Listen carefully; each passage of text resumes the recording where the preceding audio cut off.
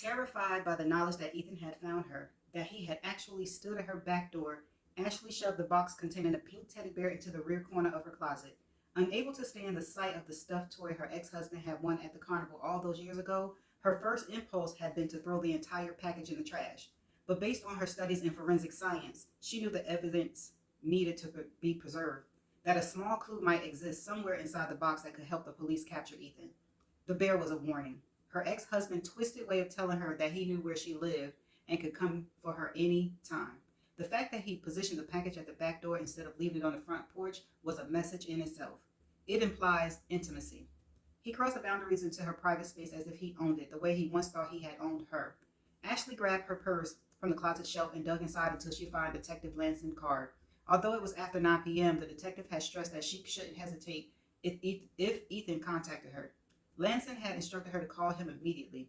She tapped the number into her cell. The call transferred to the detective's voicemail. "This is Ashley Hope," she said, struggling to keep her voice steady. "Ethan Barrett was at my house tonight. Please call me." Her ex-husband could still be there, lurking outside her home, waiting for the opportunity to break in. A chill rushed through her as she imagined him watching the house, spying on her as she retrieved the package from the patio. How much time has passed since he left the box at her door? Before retreating upstairs, she checked that all the blinds were closed and had switched on all the exterior floodlights. But if her ex was still there, she knew it would take more than a few outdoor lights to scare him into leaving. She doubted the presence of law enforcement would deter him either. He most likely expected her to call the police, would probably derive pleasure from watching them arrive. Thinking the detective may send an officer to the house right away to pick up the bear, she pulled on a pair of jeans and a turquoise cotton top. She needed to wake Brett and show him the bear. As she closed the closet door, her cell rang. Detective Lanson returned her call. "Ethan was here," she told him, urgency in her tone. "You saw him?" What's different did it make whether or not she had laid eyes on her ex-husband? That didn't change the fact that he had found her. "Well, no," she admitted, "but he left a package at my back door. Inside is a teddy bear that he gave me on our first date." The detective paused a moment as if he was checking something. "We got another report about an hour ago," he informed her. "A sworn statement. Ethan Barrett was seen outside a bar in Pruitt, Alabama." Ashley had never heard of Pruitt. "How many miles are there between Pruitt and Briarwood?" she asked. "Enough that he couldn't be in both places." "I know that he was here tonight," she insisted. "The man at the bar has to be mistaken." The detective hesitated, as if he was pondering the situation. "Your ex wants to mess with your head. Probably got a buddy to leave the bear at your door."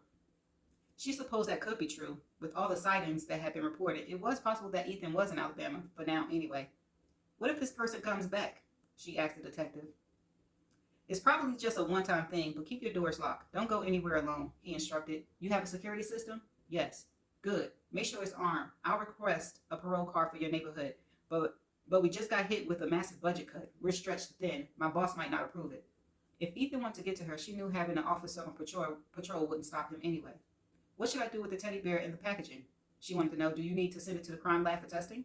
"Hold on to it for now." She heard a man's voice in the background, someone talking to the detective. "I have to go," he told her. "But Ashley, if you need anything, call me day or night." As she disconnected the call, Ashley flipped off the bedroom light, walked to the window, and peeked through the blinds. She scanned the patio and backyard, wondering who had delivered the bear to her doorstep. If Detective Lanson was right and Ethan was hours away, that meant he had someone else helping him. Was it one of his relatives, or was it someone he met in prison? Either way, she was still in danger. She heard a noise in the hallway. Telling herself not to panic, she nudged open the bedroom door and peered out. Brett stood near the doorway leading to the hall bathroom. "Was that your phone ringing?" he asked. "It was the police detective," she said. "I'm glad you're up. There's something I need to show you."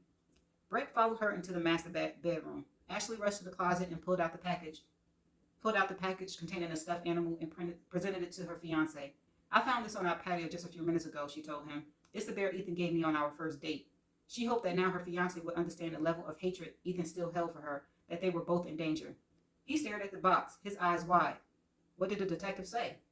That he tried to send a patrol car, but because of budget cuts, they may not have any officers available. "Yeah, I read about the cuts online." "Maybe we should check into the hotel on the other side of Nashville and stay there until the police catch Ethan," she suggested. Hiding out seemed like the safest option. Maybe they should even leave the state. Brett shook his head. "No, I don't think running is a good idea. We can't let this guy think we're afraid of him." He cupped Ashley's shoulders, looked her in the eyes. "I won't let him hurt you," he promised. "We'll hire a private security firm, the one Dad used for the benefit concert last year. I think I've still got their card in my desk." As she gazed into Brett's eyes, Ashley hopes soared. He hadn't left her, didn't walk away from the mess she made of her life, of their lives. Instead, he wanted to protect her, wanted to tackle the problem together. I'll call them now, he told her. They'll be here within the hour. Chapter 11. Do you still want to marry me? Ashley asked Brett once the security firm video surveillance tech had finished his work, leaving the couple alone in the study. She gripped the back of the leather chair next to her fiancé's desk, fearful of his response. Although Brett had promised to do everything in his power to keep her safe, including hiring the best and the most expensive private security service in the state, she worried their relationship teetered on the edge. Her fiancé closed his laptop, signed, and started to speak, but was caught off by the familiar melody of Ashley's cell phone ringing on the side table. She met his gaze, knew he was sharing the same thought. Who could be calling her at this late hour? They had discussed the possibility of Ethan obtaining her number and calling to harass them. With trepidation, she scooped up her cell phone, checked the caller ID. It's Detective Lansing, she told him before answering, hoping the police had captured her ex-husband. She put the cell on speaker so Brett could hear her. Have you found Ethan? She asked the detective instead of saying hello. No, sorry, and no new sightings. Lansing informed her. We're pretty sure your ex is still in Alabama. I hope it's not too late to call. I just drove by and saw your lights on. Saw the still armed security truck in your driveway. Everything okay? Yes, nothing else has happened since I received the bear, she told him. Brett thought a security guard would be a good idea. Still armed is the best. They should be able to handle things. Ashley was glad the detective had confidence in the security system. Lansing continued. I'm still trying to get a patrol approved, but there's a lot of flack from the higher-ups. I appreciate your efforts. Anything else happens, calls me, he said before disconnecting.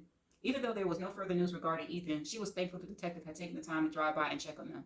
She hoped that he was right, that her ex-husband really was hiding in the neighboring state. With the protection of an armed guard and Detective Lansing keeping her informed regarding the manhunt, Ashley was beginning to feel a little better about their decision to stay at home rather than moving to a hotel. Now that she could only begin to mend the damage she'd done to her relationship with Brett, she'd be able to rest easier tonight. She moved behind his desk, putting her hands on his shoulder. You didn't answer me before, she reminded him. Do you still want to marry me? Her fiancé pulled away, stood and walked toward the newly installed video monitor situated atop the bookcase in the corner near the front window. Let's just get through the next few days, Ashley, he said, avoiding her eyes. We can talk about everything else later. Her heart sank. She couldn't understand him being angry that she kept her first marriage a secret.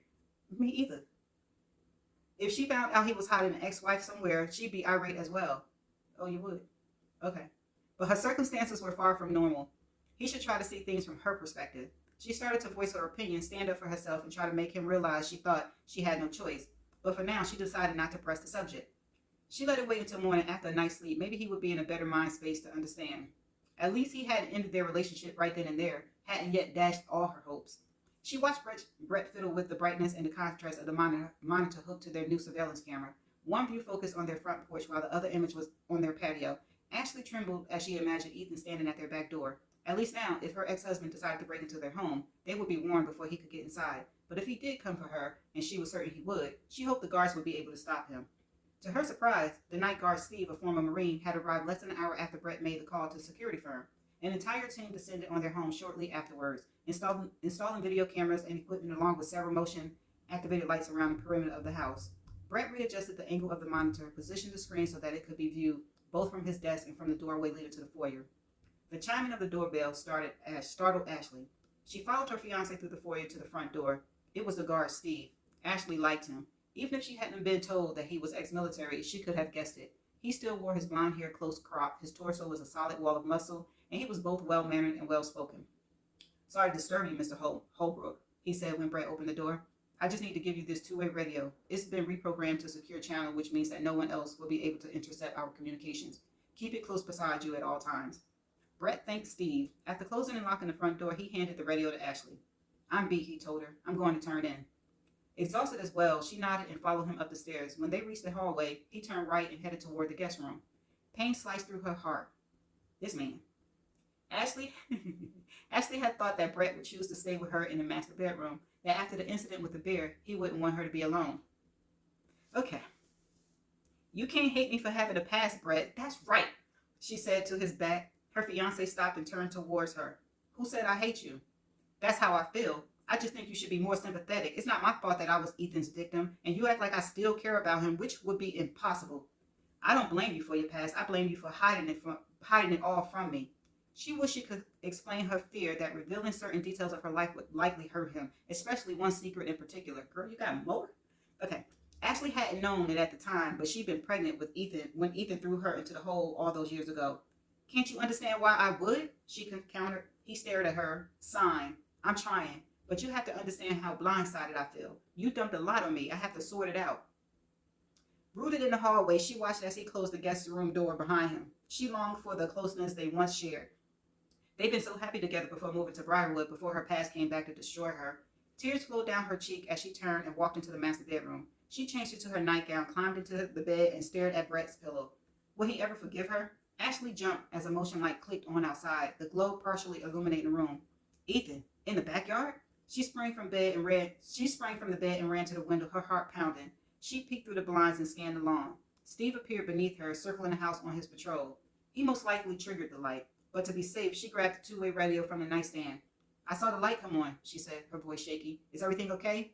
Okay, Steve answered. It would be difficult not to panic each time the light flashed on as he rounded her side of the house. She was grateful he'd given them the radio.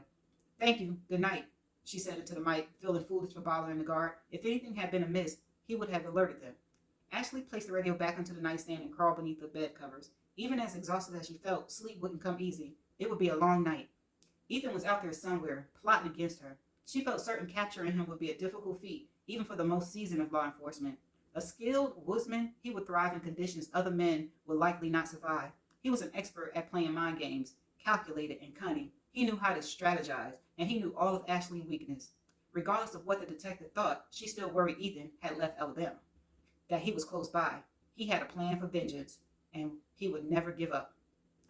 See you in the next chapter.